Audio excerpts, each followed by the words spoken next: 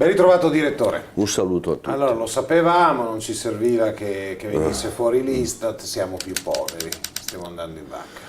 Ma io penso che gli italiani se ne rendano conto mettendo le mani in tasca, ne hanno sempre di meno, anche perché i prelievi fiscali invece aumentano, il reddito diminuisce, il peso fiscale aumenta e il risultato è questo. Si parla della povertà perché c'è la campagna elettorale, voi l'altro giorno ricordavate che ci sono depositate, se non sbaglio, 65 proposte di legge per combattere la povertà. Sì. La carta, no? Per lavarsi la coscienza. Ma poi oltretutto che proposta vuoi fare per far diventare ricca la gente? È un po' difficile, bisogna lavorare di più.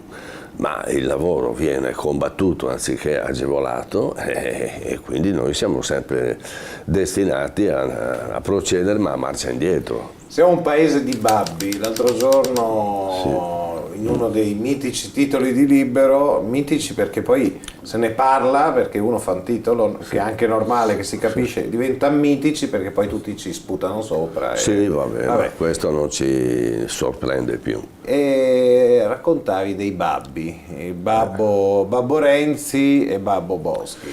Il Babbo Renzi, ascoltando la telefonata che gli fece il figlio, risulta una persona poco affidabile, quantomeno. Sì.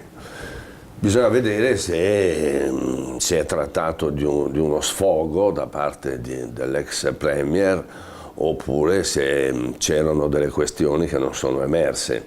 Comunque beati gli orfani, perché avere dei padri che ti ostacolano nella tua carriera, che sia politica o professionale, non è sicuramente una bella cosa. Babbo Boschi, ricordiamo, Banca Etruria. Banca Etruria, non si capisce quali siano gli eventuali reati, però io sinceramente non ho capito per quale motivo. Per Etruria è stato sollevato un polverone che non finisce più e tra l'altro lo Stato non ha aiutato Banca Etruria, non l'ha salvata. Mentre hanno salvato senza battere ciglio il Monte dei Paschi di Siena, lo Stato ha versato 8 miliardi di euro, nostri. Sì, approvando questo finanziamento in 10 minuti. E poi si lamentano perché ci sono i poveri. È chiaro, aiutano le banche, aiutano i potenti.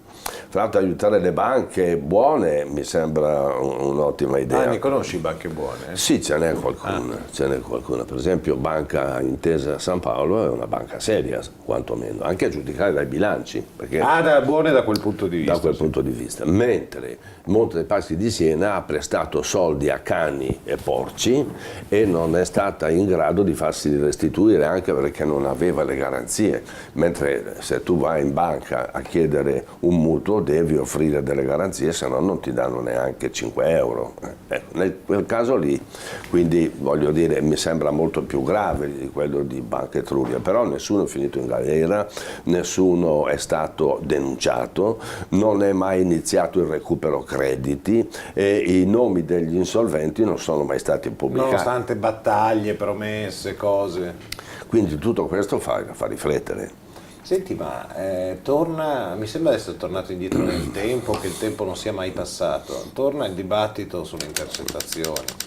Ma anche qui, guarda, è come la legge elettorale. Quanto hanno rotto i coglioni? Si continua a parlare da anni.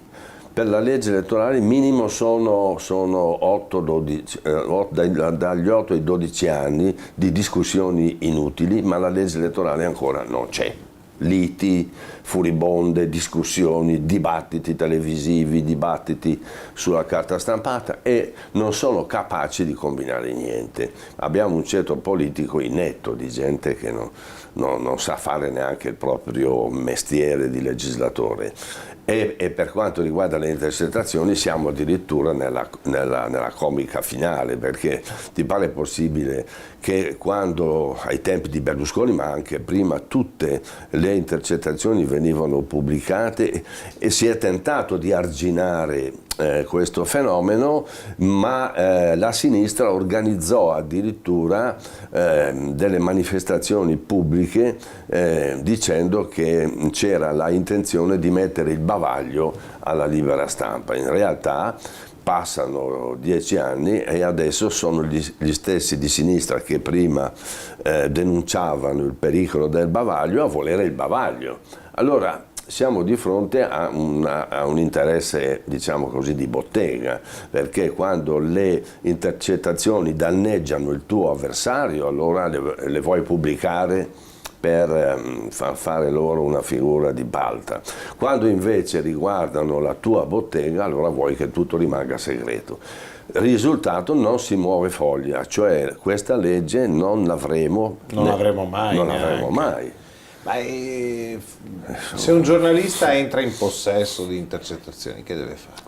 Ma il giornalista, guarda, le pubblica, perché tu quando hai una notizia la pubblichi, in mancanza di una normativa, di una disciplina. Se ci fosse una disciplina, poi le discipline bisogna farle osservare, allora anche i giornalisti si adeguerebbero, ma siccome non c'è la normativa, ognuno agisce come gli pare e poi succedono queste cose, queste polemiche. Per esempio la intercettazione della telefonata tra Renzi e il padre, non si capisce che interesse avesse dal punto di vista giudiziario, eppure è stata... Però dal punto di vista umano viene fuori un figlio preoccupato per il padre pasticcione, se è vero che Renzi non sapeva di essere intercettato. Se sapeva di essere intercettato cambia lì, tutto. Fino a prova contraria bisogna dargli, diciamo, concedergli la buona fede, perché o hai la prova che lui ha fatto il figlio di buona donna, ma se non hai la prova non lo puoi accusare. Ci mancherebbe che no, questo è, diciamo, come modo di procedere. Però è una roba che va pubblicata, se un giornalista ce l'ha, la pubblica. Se tu ce l'avevi, ma l'avrei pubblicata anch'io, non c'è il minimo dubbio, solo che a me i magistrati che indagano, eccetera, non mi danno neanche una carta. Se è possibile me la nascondono, mentre per altri organi di informazione, per altri giornalisti, le cose sono diverse, anzi si è stabilita una sorta di collaborazione tra giornali che fanno da ufficio stampa delle procure, e le procure ovviamente passano le notizie ai giornalisti per avere pubblicità, per procedere nelle loro inchieste senza avere troppe rotture di scatole. Lo vedi pericoloso per la democrazia, al di là che siano intercettazioni che toccano Trovo la destra? idiota più che pericoloso, perché intanto sì, le intercettazioni creano caos spesso, ingiusto, perché molte volte poi si scopre che il contenuto di queste telefonate non era... Dipende anche dal livello medio di chi ascolta, di chi trascrive o di chi manipola. Ma sì, ma poi figurati, ci sono lì dei personaggi che trascrivono, che magari non sono padroni neanche della lingua italiana, quindi può uscire di tutto, possono anche sbagliare. Poi quando tu registri una telefonata non registri anche le sfumature, il tono. Se per esempio uno sta scherzando e dice Madonna guarda, io stanotte mia moglie l'avrei ammazzata, continuava a starnutire, no, uno parlando dice queste cose, ma se tu leggi questa notte volevo strangolare mia moglie, caspita, ti fa più impressione. Se poi noi che facciamo questo lavoro sappiamo che spostando una virgola cambia tutto. Cambia tutto. Sì, cambia tutto. Sì. Figurati trascritta da uno che è lì, può interpretare. Insomma. Sì, questo è il rischio. Purtroppo è così. Ma vedi, nessuno si muove, non c'è stata una maggioranza, un governo che abbia preso di petto la questione e l'abbia risolta, perché sono stupidi. Senti, le banche che derubano i morti, per il 75% dei truffati dai 4 istituti di credito falliti 2 anni fa, i rimborsi non sono ancora partiti. Già la prima presa per il culo, perché ti hanno truffato, ti diamo il rimborso e non ti danno niente, o poco, dei piccoli acconti. Certo. Ma la cosa buffa è che se uno dei risparmiatori truffati, che tanti sono anziani, e molti sono morti. La legge sulla successione dovrebbe prevedere che siano gli eredi, certo, a riscuotere il rimborso, e invece no, glielo danno. non glielo danno, poi ci saranno dei ricorsi, eccetera, però non danno, dicono no, perché è morto, il risparmiatore è morto, basta, per cui Fantastico. passa tutto in cavalleria, quindi si rubano anche i morti. C'hai aperto un giornale perché comunque È una cosa un fenomeno scandalosa. che fra l'altro è rivelatore di una mentalità tipica delle banche. Le banche tirano sempre a fregarti in pratica. Bene, forse metterlo in prima pagina serve ad aprire gli occhi, Vabbè, a far speriamo. intervenire qualcuno. All'insegna dell'ottimismo anche un tuo commento dell'altro giorno: non vincerà nessuno e moriremo di tasse. Io temo che, come sempre, stavolta anche tu abbia ragione, soprattutto sul moriremo di tasse e anche sul non vincerà nessuno. Guarda, Vogliamo declinare sì, sta roba? perché il ragionamento è molto semplice. Allora, non riescono a fare la legge elettorale, per cui andremo a votare con la schifezza attuale. Ora, noi siamo un paese strano perché non siamo più bipolari, ma siamo tripolari, perché abbiamo i grillini che hanno il 30%, così sommariamente, poi abbiamo il PD che ha il 28-30% e poi abbiamo un centrodestra che se mette insieme i cocci forse arriva al 25-26%, forse anche qualcosa di più. Quindi come può costituirsi una maggioranza in grado di esprimere un governo? Tra persone con un'idea d'Italia incompatibile. Incompatibili. Io non credo che tra Grillini e PD possa costituirsi un'alleanza, come non credo che possa costituirsi un'alleanza tra Grillini e Berlusconi o la Lega. Oddio, Anche- ne abbiamo viste di ogni, ci sta. Sì, poi c'è qualche difficoltà aritmetica.